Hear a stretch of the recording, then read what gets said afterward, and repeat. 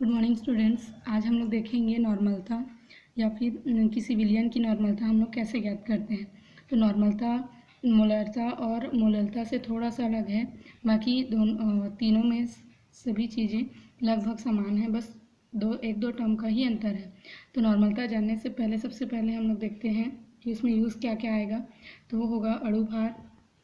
अणुभार हम लोग जान ही रहे हैं क्या होता है, इसको ग्राम मोलर द्रव्यमान भी बोल देते हैं। इसके बाद नया टर्म इसमें जो यूज़ होता है वो है तुल्यांकी भार। तुल्यांकी भार क्या होता है, तो ये होता है अणुभार बटे संयोजकता। अणुभार निकालना हम लोगों को आता है, जैसे सोडियम हाइड्रोक्साइड का और एसिटिक एसिड का हम लोग निकाल चुके हैं। तुल्यांकी भार बराबर होता है अणुभार बटे संयोजकता। उसके बाद देखते हैं ग्राम तुल्यांक। तो ग्राम तुल्यांक क्या होता है, तो ग्राम में भार बटे तुल्यांकी भार। तो ये तीनों चीज़ें ही आप लोगों को जाननी पड़ेगी, तभी जाके हम लोग नॉर्मलता निकाल पाएंगे। तो जैसे अगर हम लोग सोडियम हाइड्रोक्साइड का एक एग्जांपल लेंगे तो देखते हैं NaOH, ये सोडियम हाइड्रोक्साइड है, इसका अणुभार कितना होगा, तो ये हो जाएगा 23, सोडियम का 23, ऑक्सीजन का 16 और इसका 1। तो ये टोटल हो गया कितना, 40 हो गया इसका अणुभार। उसके बाद देखते हैं इसका तुल्यांकी भार। तो तुल्यांकी भार बराबर हो गया अणुभार बटे संयोजकता। तो अणुभार हम लोग पहले ही निकाल चुके हैं 40। संयोजकता निकालने के लिए पहले इसको आयनाइज करना पड़ेगा। तो ये कैसा होता है, सोडियम प्लस और OH माइनस। तो इसकी संयोजकता कितनी हो गई, 1। तो यह हो गया 1। तो इसका जो तुल्यांकी भार है वो भी कितना हो जाएगा, 40 ही हो जाएगा। अब उसके बाद आ जाता है ग्राम तुल्यांक। तो ग्राम तुल्यांक क्या होता है, मान लेते हैं अगर हम लोग सोडियम हाइड्रोक्साइड का 10 ग्राम अगर हम लोग किसी विलयन में लिए हैं तो उसका ग्राम तुल्यांक क्या हो जाएगा, तो ये हो जाएगा 10/40, मतलब 1/4, 0.25। अब आते हैं नॉर्मलता में। तो नॉर्मलता क्या होता है, तो ये होता है विलयन के 1 लीटर, 1 लीटर मतलब ये भी आयतन है, तो विलयन के 1 लीटर में घुले विलेय पदार्थ के ग्राम तुल्यांकों की संख्या। तो यह है विलेय पदार्थ के ग्राम तुल्यांकों की संख्या, जो हम लोग ऊपर देखे ग्राम तुल्यांक ऐसे निकालते हैं, तो उसी ग्राम तुल्यांकों की संख्या 1 लीटर विलयन में।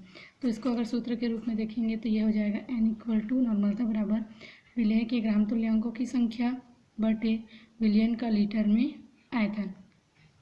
तो विलेय के अब ग्राम तुल्यांकों की संख्या का फॉर्मूला हमको पता है क्या, कि ग्राम तुल्यांक बराबर हो जाता है ग्राम में भार बटे तुल्यांकी भार। तो यहाँ पर उसके फॉर्मूला को यहाँ पर रखेंगे तो क्या हो जाएगा, विलेय के ग्राम में भार बटे विलेय का तुल्यांकी भार गुणित विलयन का आयतन, और ये भी किस में, लीटर में। अगर हम इसको ml में चेंज करेंगे तो क्या हो जाएगा, ऊपर में 1000 आ जाएगा, जिसका हम लोग पहले से जान रहे हैं। तो ये हो गया हमारे नॉर्मलता का फॉर्मूला, और वो क्या है, तो विलेय का ग्राम में भार गुणित 1000 बटे विलेय का तुल्यांकी भार गुणित विलयन का आयतन, अगर वो ml में है तो इसका एक एग्जांपल देखते हैं, ये पूरी तरह से क्लियर हो जाएगा।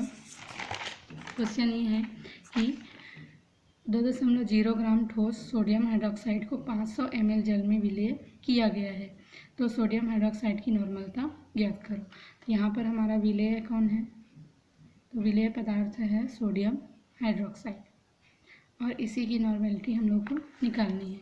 तो सबसे पहले इसका देख लेते हैं क्या दिया है, तो ग्राम में भार दे दिया है, विलेय का ग्राम में भार, और वो है 2.0 ग्राम।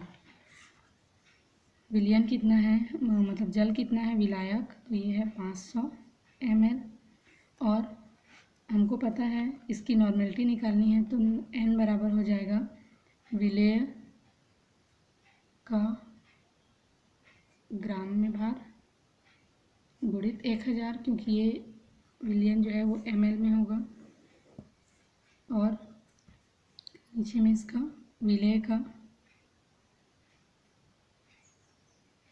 तुल्यांक भार गुणित विलयन का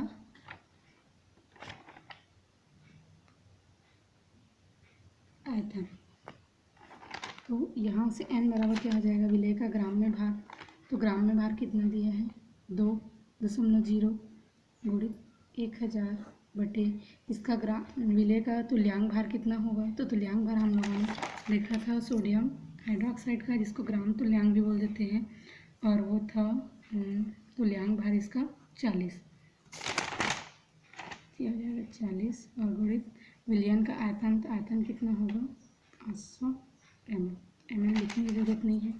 इसको सॉल्व करते हैं तो ये क्या हो जाएगा, नॉर्मलता क्या निकलेगी, ये 2 गुणित